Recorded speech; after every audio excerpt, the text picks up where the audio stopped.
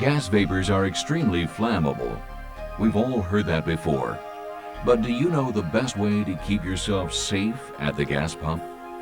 Though gas pump fires aren't common, they do occur, and the resulting fire is dramatic and can be deadly. Caught on surveillance tape in Sand Springs, Oklahoma, this woman starts to fill her tank and then gets back in her car. When she gets back out, not realizing she has picked up a static charge, she goes to the nozzle, creates a static spark that produces a flash. She then pulls the nozzle out and is completely engulfed in flames. The gas station attendant is unaware of how to shut off the pumps. The woman died the next day. In New York, a woman starts to put gas in her car, gets back inside without shutting the door. When she gets out and touches the nozzle, she ignites a flash fire from the static charge. She too pulled the nozzle out. She had also jammed the latch open with her gas cap. The next fire was also in New York.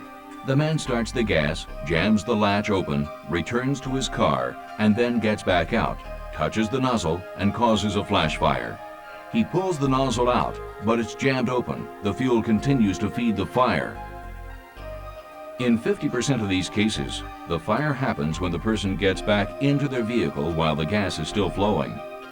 29% happen when the person unscrews the gas cap, and 21% of the time, the reason is not clear. 78% of these fires happen to women. They are the ones that re-enter their cars most, either to return credit cards to their purse, check on the kids, stay warm or dry. As seen in our examples, the hazard doesn't happen when we first pull up to the pump. That's because we discharge any static buildup several times before we even touch the nozzle to begin. There are several ways to prevent these types of fires. First, always turn off your vehicle when you're refueling, even if it's just to fill a portable tank or just to get a couple of dollars of gas. If you can help it, don't re-enter your car once you've started filling the tank. To avoid hazardous spills or overfills, never leave the nozzle unattended during refueling.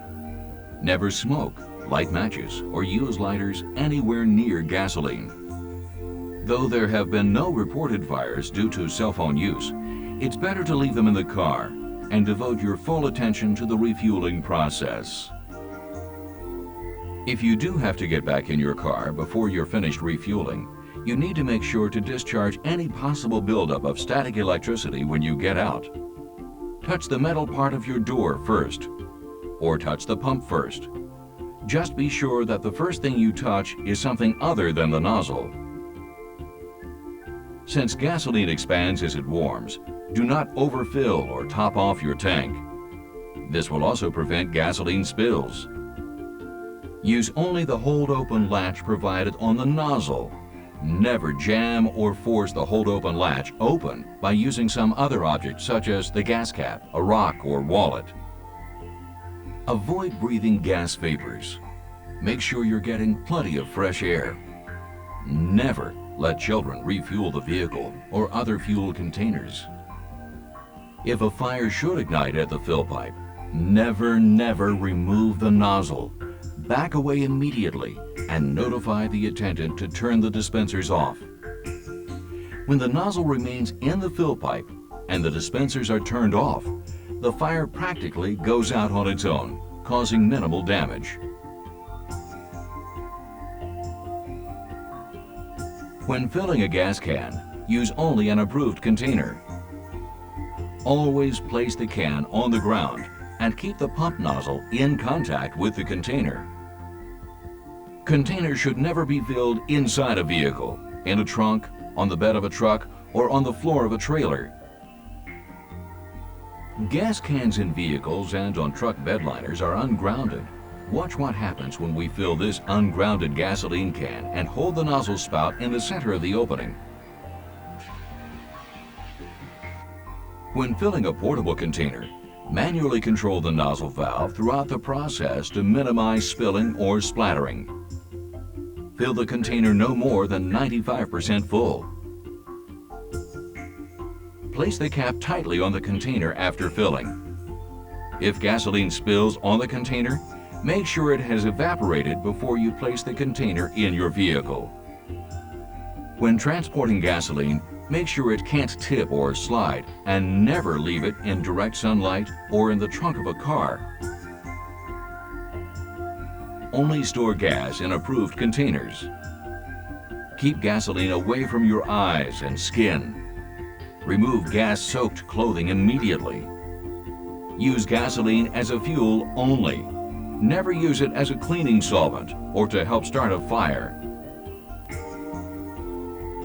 When refueling mounted or hauled equipment on trailers or in truck beds, keep the nozzle spout in contact with the fill pipe or container at all times in order to provide adequate ground.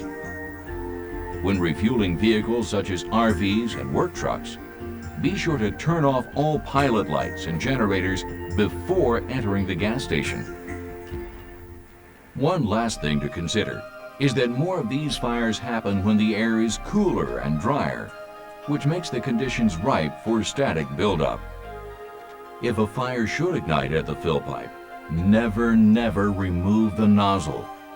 There's no guarantee that you will never be involved in a fire like the ones we've seen here.